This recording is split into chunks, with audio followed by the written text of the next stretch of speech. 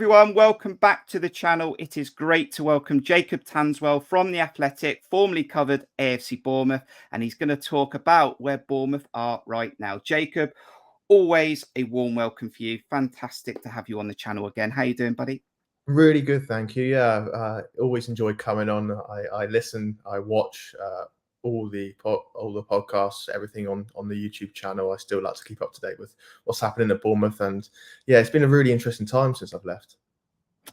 So, show some love for Jacob Tanswell on this video. Give the video a like. Also, subscribe to the channel as we are on our way comfortably to 2,000 subscribers, and do use those comments at the end of the video. Now, Jacob, nowadays you're covering Aston Villa. You're on a European tour. It must be different from covering stuff in the relegation zone or some troubled moments at AFC Bournemouth and Southampton. So a different season for you, but you are still keeping a keen eye on the Cherries. You do very like to see what's going on down at the South Coast at Dean Court. Yeah, it's been my first 2 seasons, covering the club full time. We're contrasting. Obviously, the first year was at Bournemouth. Obviously, there's a few dips, but ultimately success, promotion, everything was great, feel good factor, everything. And then the season after, really enjoyed it. Southampton, obviously, the club I've grown up with, but obviously they weren't very good. So that obviously makes things difficult in terms of what you can write about. It has to be a little bit negative. So it was a difficult season in that respect, but I loved it there. And then I've come here, which is, Villa aren't going to win the league, but they're certainly not going to get relegated. It feels like it's a real encouraging, optimistic feel, and I've obviously moved to the area, and it's a really good next step in my career. But in terms of Bournemouth, I obviously have connection with the club still. People I speak to, daily, weekly. So I watch Bournemouth games, in the week from the weekend. So I'm always keeping abreast of that, and I know that, if there's a transfer window or this big news, I expect myself to be across that and to get the big story. So I will always keep up to date, listening to what the fans think and people around the club. And yeah, that's why I really wanted to do something with you here. And there is some content from Jacob Tanswell this season covering AFC Bournemouth. So do check that out on The Athletic. And Jacob Tanswell details will be in the description below for social media like Twitter. Now, Jacob, we will get stuck into Andoni Iraola, Bill Foley, the project, the vision, the philosophy. But I do want to sort of reverse a little bit right back to last season. Just got promoted. Scott Parker got off to a flying start against Aston Villa. Was great to get 3 points on the board. Didn't end well a few games later. Then Gary ONeil took over as interim and was asked to get to the World Cup that was in November and get some points on the board. Bill Foley got the ownership over the line and had these visions and projects that he wanted to do, get the training ground started, and we know that's happening. Then Gary ONeil was tasked with becoming permanent head coach and keeping Bournemouth up. He did that with 4 games to go. It was disappointing that we sort of let the season go at the end and we didn't lose. Well, we lost the last 4 games and we checked out. But ultimately, it felt to me, Jacob, like for Bill Foley, it was getting his feet under the table and just securing that status and retention of Premier League football for this season. Yeah, it was. He obviously brought a lot of his own guys in and around the club. A lot of Americans working in the commercial departments within the structure of the club. There's guys that have come from different organisations within sports. Some from the UFC to improve the commercial revenue, to drive revenue, to increase exposure overseas. These are all things that are building Bournemouth structurally, and Bill Foley wants to see things or benefits longer term. And one of those things obviously was to create a team on the pitch in his image. He obviously hasn't got the wealth of knowledge around football, but he knows that he wants to see a progressive, front of foot, entertaining team. Because if a team's not entertaining, how would you expect people in America to start following Bournemouth? They'll think it's a little bit boring, middle of the road. They want heavy duty football. They want really exciting football, and that's why the decision was made to obviously remove Gary ONeil. He did his remit, as everyone likes to say. Really good, promising coach. I'm sure he's going to go on and be a really good coach. But for the time being, Bournemouth needed someone better in terms of being more progressive, more entertaining, knowing their philosophy. I don't think Gary ONeil's got that staunch philosophy yet, where Andoni Iraola had Raducanu. So yeah, he became available in the market. Leeds loved him last season, and it was a too good opportunity to turn down. And Bournemouth were ambitious, and they took a risk on hiring him.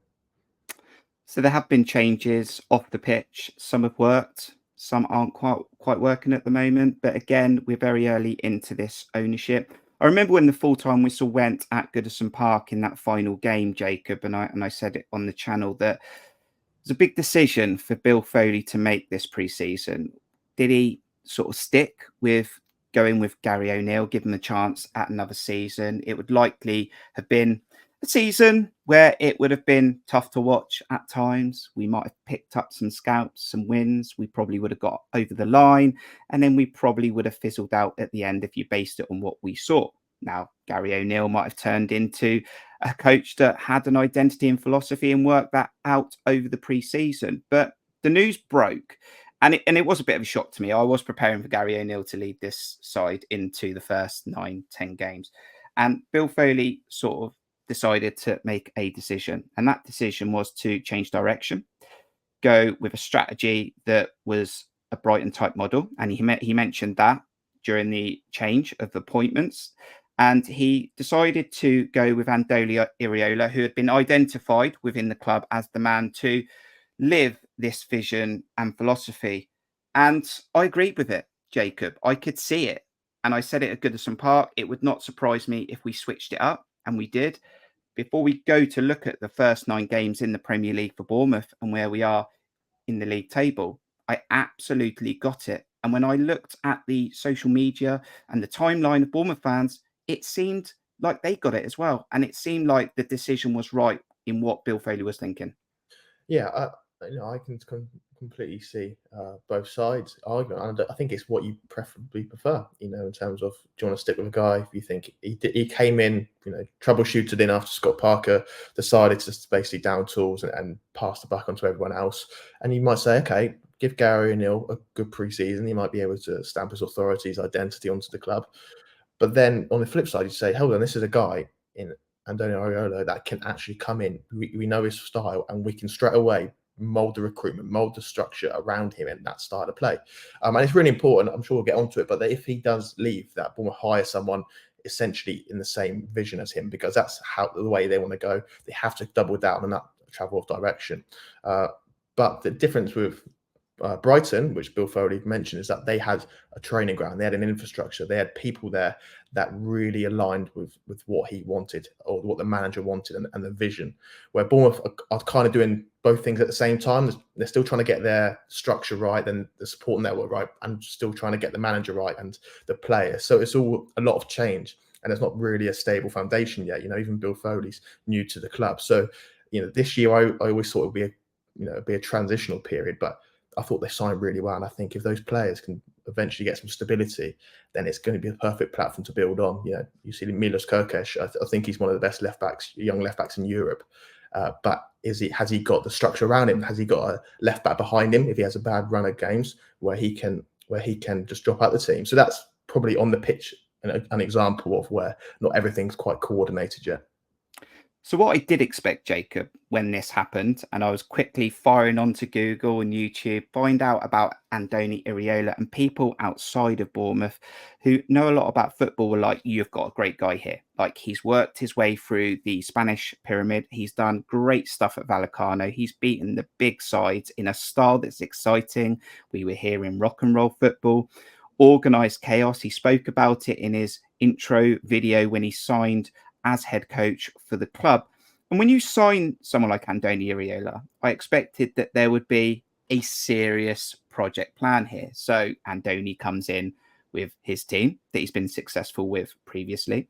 You've got an idea in what Andoni wants as a team on the pitch and how you can recruit to fit that identity.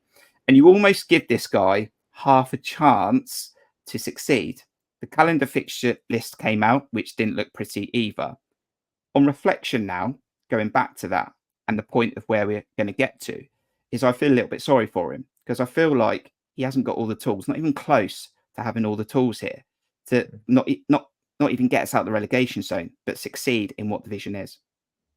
Yeah, I would agree with that. I think when he was in talks to have the job, he would have discussed transfer targets and recruitment. These players were identified on the list, and Andoni would have had a look and seen if those players would have fit the system. And judging by the type of players they went for, young, quite athletic, I think personally they do.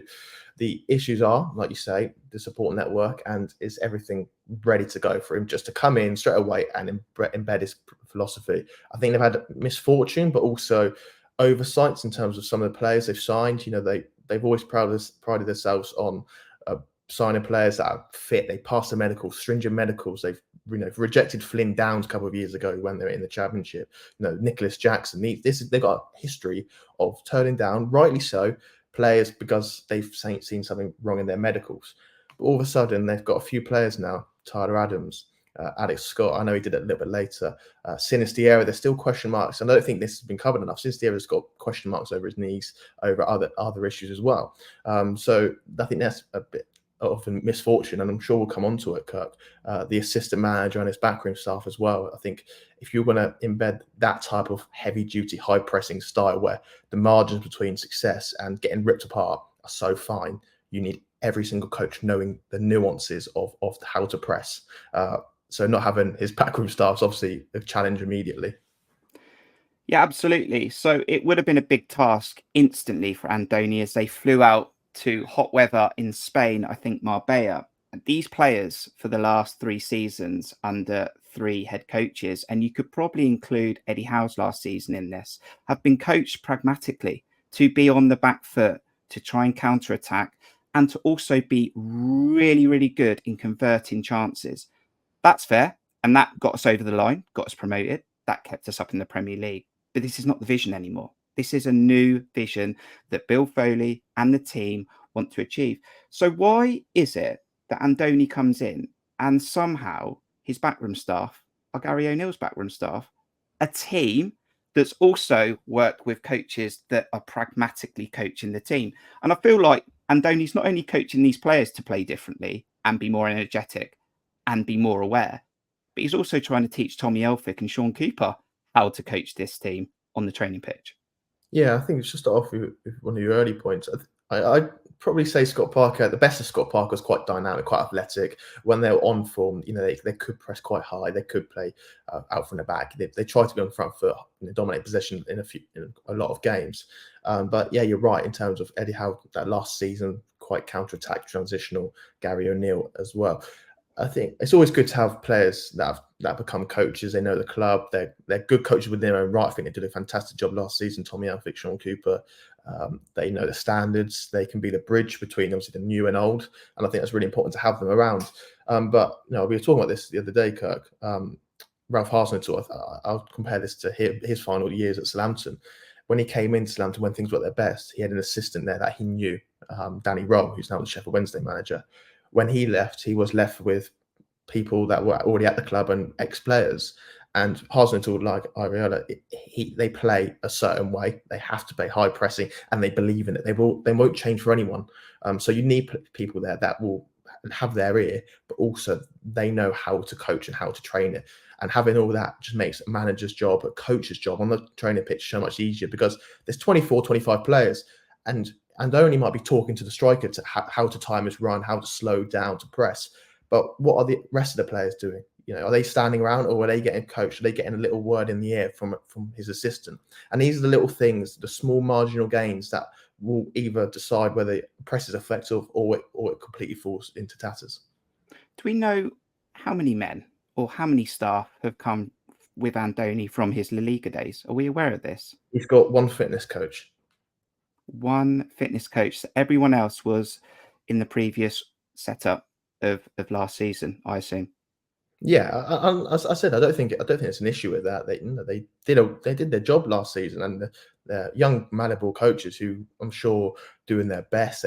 They might even have a similar vision, but they don't have the rapport with Andoni, and I think that's obviously one of the reasons why he had to have a few more with him just to complement Tommy Elphick and Sean Cooper. And we love all these guys, by the way. We've mentioned this time and time again, but if we're going to succeed, it's a drastic change in what we're trying to do. We've never done this before. We've never hired outside of Britain. And it's not, you're never going to build this in a day. Rome was never built in a day. I've said that before. So what was going to help Andoni before a ball was kicked, Jacob, or during a ball was kicked, because the transfer window goes into the end of August, was to recruit well. And some of these players we're finding out were identified before Andoni was appointed. We thought we may have got caught up in the motions. I think I got carried away with it a little bit. It looked like we had a fantastic transfer window. On reflection, I think partially we've let Andoni down here. We have a bit of an imbalance in the side. We haven't really backfilled Jeff Lerma, who played 37 Premier League games for Gary ONeil and Scott Parker last season. And he's left a massive hole in that midfield. We signed Tyler Adams, who we now know is injured to at least March with a hamstring that he already had from Leeds. We've got all these wingers that I'm sure we're going to talk about that in general have not hit the ground running.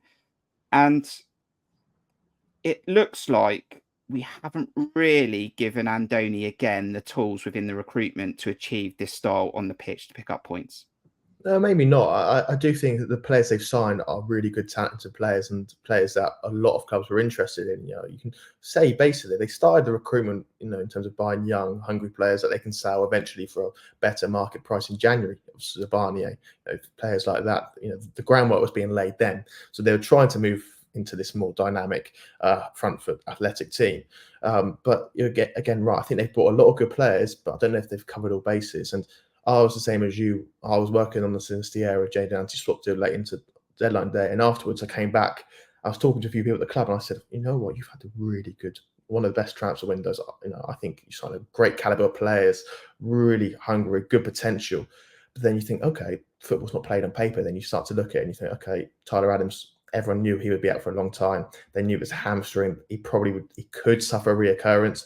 That's happened. Have you got another number 6 in that Jefferson Lerma mould? And by the way, I think you could probably get an upgrade in Jefferson Lerma. So I didn't see that there's too much worry about an extension because he's getting on a little bit. I think, you probably could get someone that's quite young and hungry. And I think Tyler Adams, when he's on form, can do that. But then also you look at the left back situation as well. That's, with a 19-year-old kid, I know Adam Smith can play there, and Lloyd Kelly, but you probably want someone that in that exact same up and down mould. And then obviously the winger situation. And I thought maybe Andoni might play a number 10. He might put David Brooks in as a number 10 or, a 4-2-3-1, things like that, just to give a bit of variation. But, he hasn't so far. So I think there's a lot of good players. But like I say, angles may not be covered, and we're finding that out now. Yeah, totally agree. And Jon Sparks mentioned that in a previous stream about Milos Kerkez being the only left back, and the kid is 19 and he's trying his best and he's going to make mistakes and he's carrying that position on his own. We know other players can play it, but not naturally. Tyler Adams. Now, how have we got to this point, right? Because Lewis Cook's tried to hold that number 6 position, and we've questioned Lewis Cook in many seasons about whether he can hold that. And I like Lewis Cook, and I think he's a good squad player. But if we're looking to improve on what we did last season and get close to mid-table, I think Lewis Cook should be a squad player. He shouldn't be our natural number 6 if everyone's fit. Joe Rothwell's not a natural number 6, and Tyler Adams is signed, and everyone's bubbly. Everyone starts to think we can finally get over Jefferson Lerma. He comes on for 20 minutes against Stoke. Then the breaking news comes out that we might not see him. He may not make a Premier League appearance. And you just highlighted there that the club knew this hamstring was not in good shape. Have we just taken this punt hoping that some people in the medical team have got it wrong? Or is it a fact of it's deeper than that? Because we know that there's a connection to America. Bill Foley is the owner from America and trying to spread this badge across the world. I'd first heard of Bournemouth's interest in Tyler Adams about 4 weeks before they signed him. So pre the Chelsea interest and things like that. And what we were hearing is that Tyler Adams obviously will likely move, but there's a possibility that he won't move till January because there are a lot of clubs concerned with his hamstring. Leeds were thinking the progress is very slow going. It's a very severe hamstring injury. You can't really do much with it. You can't exactly do any exercises because at any point it could snap and go again. But obviously Bournemouth had waited. They bided their time. The whole thing with Chelsea happened, and you're thinking, is anyone going to take a risk now? Because it is a risk. He wasn't going to be fit till he shouldn't really be fit till October. So that's immediately a couple of months out your season if everything goes well. And obviously they rushed him back, or they played him in a game they should have done, and he's done it again because the hamstring injury in the first place was so severe. And I don't see an issue with signing him. The issue is I think you should have got another number 6 to complement him, and maybe say let's have one less winger. Let's not sign Clive, but let's have another midfielder. I think Lewis Cook, like you say, he's your number 6 in the Championship. He's fantastic in the Championship, and I think he can play in a double pivot in the Premier League at times. But you need a really much more dynamic, much more combative midfielder in there. And Tyler Adams on his best day could be an upgrade on Jefferson Lamb. I think he's probably better on the ball, but he hasn't got the robustness and he hasn't got that physical dominance that Bournemouth fans need, and especially in that system as well, where you've got to press like hell for 90 minutes. And I just want to highlight also talking about Sinister. And I felt for Jayden at the time, but I felt like it might have been a good move for Jayden because I felt like once the squad got fit, I felt like Jayden Anthony would struggle to get minutes. And I thought that it'd be good for Jayden to go back in the Championship. He ripped it up before. Leeds are a good side. They're probably going to do well in the Championship. We don't want them to go up, but he would be in a team where he'd be able to get on the ball and get goals. And Sinister coming in, I thought actually, although we probably didn't need another winger, it's probably a good signing. He's played a few minutes, Jacob, but I've not been blown away. And on reflection, I'm thinking, Jayden must be thinking, what's going on? Like, he probably had more ambition. He probably had more energy. And it's early days. It's hard to judge Sinister completely at the moment. But from what I've seen, I don't quite understand why we probably upset one of our academy players and brought in someone who, for me, doesn't even get in the starting lineup. No, I think it reminds me when you go to the cinema and you have a bag of sweets and you finish your sweets and you think, right, I finished mine, but there's still a little bit left of the movie. Shall I just borrow someone? Shall I nick someone else's? I think that's what Bournemouth thought. They'd done everything by deadline day, but they thought, hold on, Sinister wants to leave. There's a few clauses in his contract that means he can leave. He's a good player. Should we do it? And I think it's one of those we thought, let's just have a few more sweets. And Jayden Anthony, he's not the most luxury name, is he? So it was just a bit of a weird situation. You had the fact that you're born for playing the next day. Anthony had travelled with the squad, was in the team hotel, was unaware, and then within an hour, basically, one guy was coming in the door, one guy was leaving the team hotel. So it was quite ruthless like that. But I went to one of Bournemouth's pre-season games, and Jayden Anthony was playing right back, and immediately that told me, one, there's a shortfall of options at right back, but two, Andoni really trusts him defensively, and he thinks he's a very intelligent player that can adapt, that can go forward, but also knows his duties out of possession. And for a guy like Andoni, I think out of possession responsibilities are as important, if not more important, than what you do on the ball. And Jayden Anthony, it was quite clear that he trusted him to carry out their duties.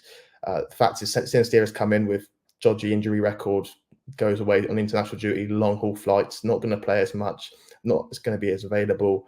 And he doesn't know the system as well as Jayden Anthony. So although Sinister is probably a more talented player on paper, right now with what Bournemouth need, maybe Jayden Anthony was the far less deluxe version, but it's probably the more effective. We can't do anything till January now, but what we are going to do, Jacob, is have a look at a graphic that's not pretty. It is AFC Bournemouth's results so far in the Premier League. 3 draws. The rest are losses. And when you look at that graphic, Jacob, I will ask for your thoughts. What I see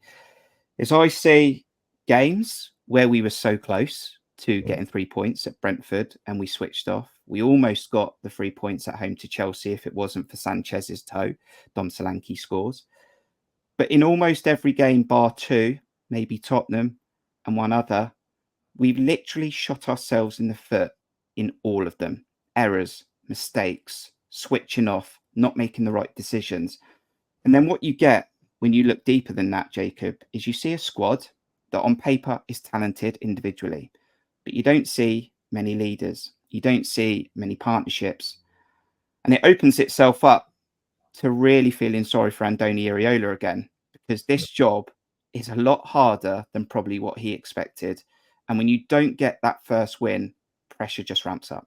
Yeah, it does. I looked at obviously the fixture schedule, and I'm sure supporters did, staff did, and you knew it was going to be tough, especially with the injuries and everything.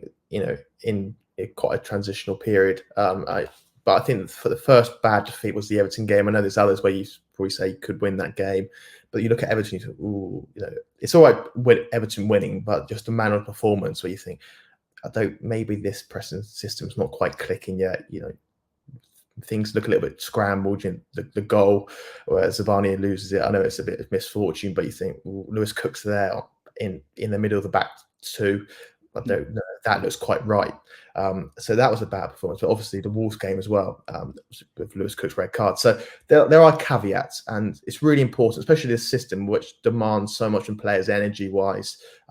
They have to work so hard that the coach is validated immediately. So he gets that first win, and he says, "Look, boys, if you work this way, if you play this way, this is the result," and you get full buy-in from the players. The fact that you haven't got a win yet, and you're expecting and you're telling your players to run as hard as they are, maybe these players naturally haven't given the full buy-in to Andoni yet, because they don't see the results being validated on the pitch. They're thinking, working all this hard, but is what we're being told to do as effective?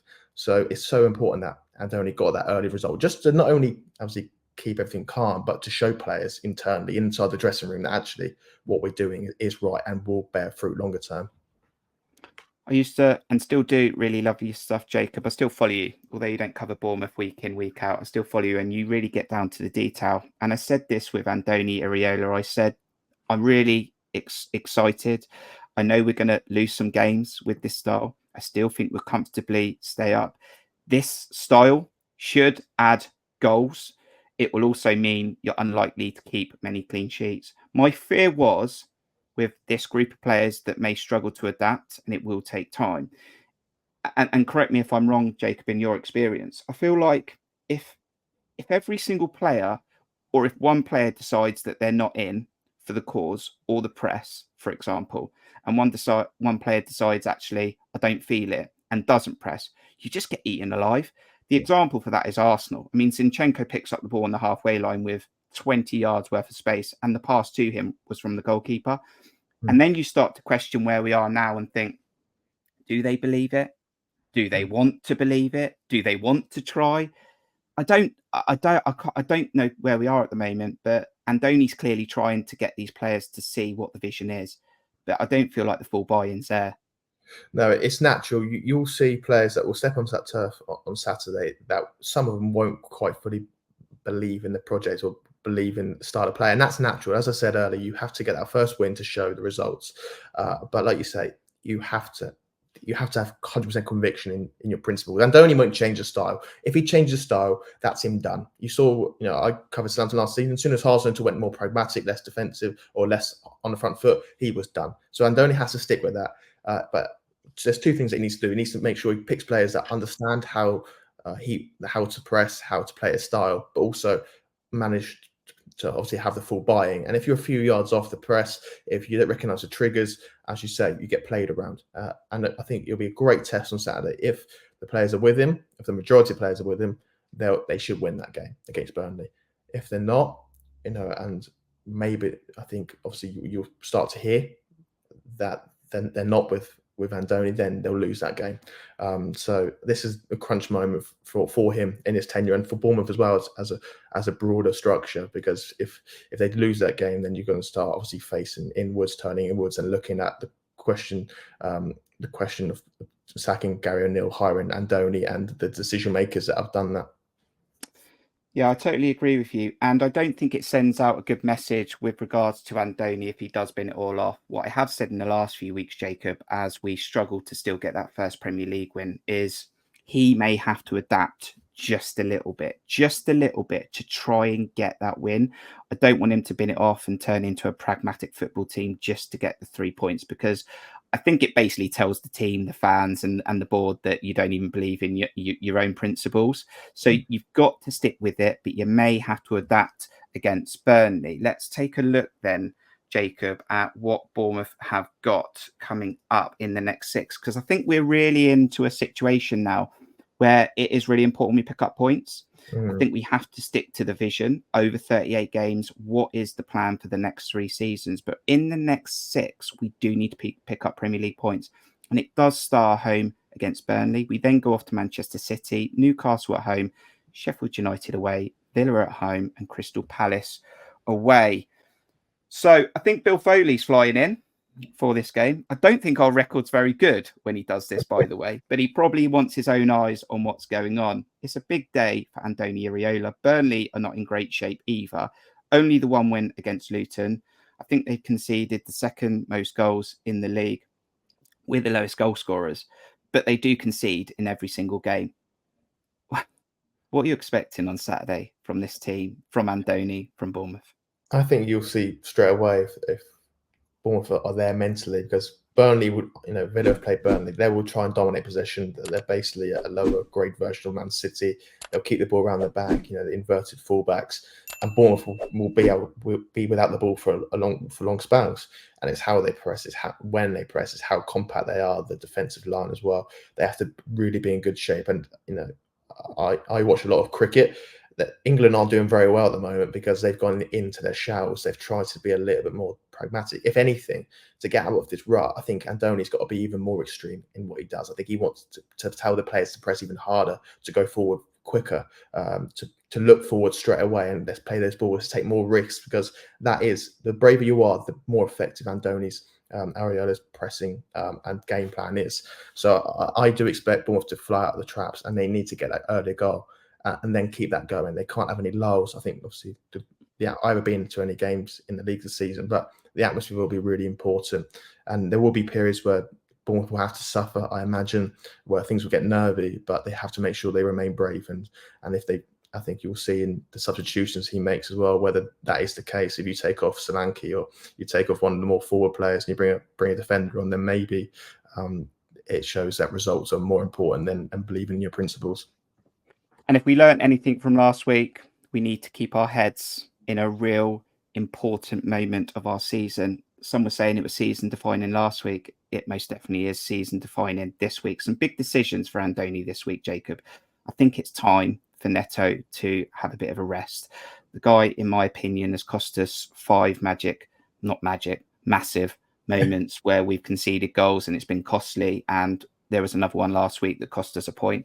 Lewis Cook, of course, had that moment of madness where he, unfortunately, he put his head onto Hwang and fell into the trap, and you can't do that. So what do you think Andoni does this week? I think he needs to show some ruthlessness. I think he needs to pick Radu. I'm not going to lie. I don't have much more confidence in Radu or Randolph, but Radu's your number 2, right? So if you're going to take Neto out the firing line, you put Radu in. And then there's the big question mark over who plays Lewis Cook's role. And we have spoken on the channel about potentially putting Sinister in there. Sinister struggled at centre-back this season, but he does have the attributes to protect the back line, and he can play with the ball, can break up play. He has a bit of toughness about him. Your thoughts on that? Yeah, it's an interesting one. I think he will stick with Neto, the captain. Radu is a huge task to come into that type of game. If only you had a keeper that was your championship player this season, and didn't get binned after a game like that. And I still think Mark Travers should be Bournemouth's number 1, but that's a separate argument. Sinesi, completely take your point, but it's different because he's having to receive with people, other opposition 360 degrees around him. I think it's very difficult for him, especially if you want to be at tempo setter that play through the lines. It's easier to play it from the back when you can see the pitch ahead of you, but when there's pressure from different angles, it's difficult. So I think Senesi is probably a good option in the last 25 minutes in that midfield. I wouldn't start him there. You probably look at Rothwell, and you probably say he's got a bit more drive in terms of when he has the ball. I would probably start him there. Gavin Kilkenny, he's not nowhere near the team, but Burnley aren't the most physical anymore. That was the old Burnley. They're a very high possession turnover team, and if Gavin Kilkenny had more games in his legs, then I think probably stylistically they could get away with playing him in this game. But yeah, I'd probably go with Rothwell, and then you go Philip Billing, but maybe you start to say maybe Alex Scott, maybe you need someone a bit more defensively sound. But yeah, these are decisions that Andoni has to make. But I'll go with Rothwell. See, that's when it makes me laugh a little bit, because we thought we had such a great transfer window, and now we're potentially looking at Gavin Kilkenny, who was struggling to get into teams in League One and the Championship starting for us. And we've all got a big affection for Gavin Kilkenny, but this side was meant to take us on to a different level. And that's when you just sit back and go, what went wrong in August that we've got ourselves in this position? And you've highlighted, you may have signed Tyler Adams, but we effectively probably signed another number 6. And Ben Pearson probably gets in this side right now, doesn't he? So another interesting one. So that's Burnley. We hope we can get the win, Jacob, of course. What happens, dare I say it, what happens if we lose to Burnley? Because we've spoken about Andoni not throwing out the rule book and dropping everything he believes in. We lose to Burnley. Does Bill Foley drop everything he believes in, that he's only believed in 3 or 4 months, just to get to 38 points and survive? Or does he just try and find the next man that could deliver what he wants? He will obviously listen to those that are on the ground. Obviously, Richard Hughes, Neil Blake, and you could say in some ways it's maybe a bit of a surprise that Richard Hughes and Neil Blake are still there, because from just history, you look at new takeovers. Bill Foley or any new owner would like his own men running the club. He's got that in different departments at Bournemouth, but he hasn't got that in the football department. So the fact that Blake and Hughes are still there, which shows a high level of trust in them, it shows that he thinks they're good at their jobs. And Hughes, I'd say, has bought quite well, although he hasn't had all the angles covered. And I do think the players that he has signed will look good over time. But he will have to rely on them and see what they think. I think Richard Hughes obviously had a big say behind Andoni's appointment. He wants it to work desperately. But Bill Foley will have to look at his financial accounts, see the money he's invested, and think, should we take the risk, or should we just preserve and stay in this Premier League for one more season and make sure we get the project, training ground, all of that done? So it's a difficult decision. I think if Bournemouth lose to Burnley at home, that could be it. So it's so important that doesn't happen. And not only do they win this game, but then they have to probably take a point from Newcastle because of the bad form against Everton and Wolves. Yeah, Jacob, and I don't think it's fair on Andoni to really talk about what replacements we could go for right now. What I would say is, if you're free and we do hit this scenario, it might be good to get your thoughts, whether on a video or on a stream. But it is going to be an interesting time at 5 o'clock. I think we'll either have a little buzz come into our bodies that we've missed. We haven't seen a win outside of the Carabao Cup for a long time, nearly 6 months, I believe. We know we've had pre-season in the middle of that. But that'll be a nice feeling. But yeah, if we lose the game or even draw, I think it's going to be a very, very tough atmosphere inside the stadium.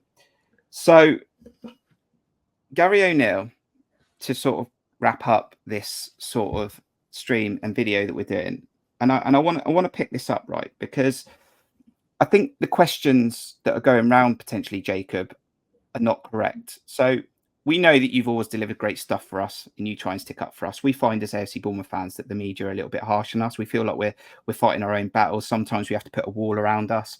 And Gary ONeil was on Monday Night Football with Jamie Carragher. And to be fair, the question in some of the media is, why did they swap from Gary ONeil to Andoni Iraola? And for me, Jacob, that's not the question.